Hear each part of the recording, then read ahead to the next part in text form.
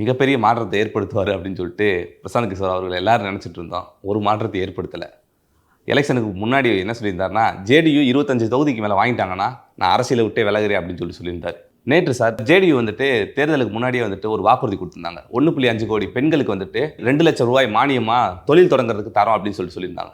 அதை மட்டும் நீங்கள் நிறைவேற்றிட்டீங்கன்னா நான் அரசியலை விட்டே விலகுறேன்னு சொல்லிட்டு நேற்று பிரசாந்த் கிஷோர் அவர்கள் தெரிவிச்சிருக்காரு சார். விஜய் அவர்கள் தனது குருநாதர் பிரசாந்த் கிஷோரிடமிருந்து அரசியல் கற்றுக்கொள்ள வேண்டும். பிரசாந்த் கிஷோர் தெளிவாக பல பேட்டிகளில், ஒன்றும் இல்லை பல பேட்டிகளில் சொன்னது, நிதிஷ்குமார் 25 சீட்டுக்கு மேலே வாங்கிட்டார்னா நான் அரசியலை விட்டு விலகுகிறேன். இதுதான் அவர் சொன்ன ஸ்டேட்மெண்ட். நேற்று கேட்குறாங்க, என்னங்க விலகுறீங்களான்னு கேட்டப்போ, நான் எங்கே ராஜினாமா பண்ணுறேன்னு சொன்னேன்.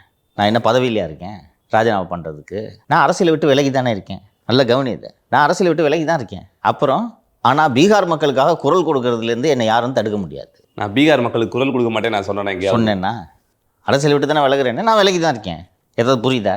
அப்புறம் நிதிஷ்குமார் தேர்தலுக்காக அளித்த வாக்குறுதியை நிறைவேற்றினா நான் அரசியலை விட்டு விலகுறேன். நீ தான் அரசியலேருந்து விலகி இருக்கே, அப்புறம் எப்படி திருப்பி அரசியலேருந்து விலகுவேன்?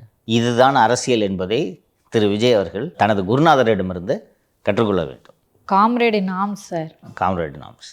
பிரசாந்த் கிஷோர் யார் என்பதை பீகார் மக்கள் குறிப்பாக தெரிந்து கொண்டிருப்பார்கள். ஒரு விஷயத்தில் நம்ம பிரசாந்த் கிஷோரை பாராட்டணும். என்னென்னா,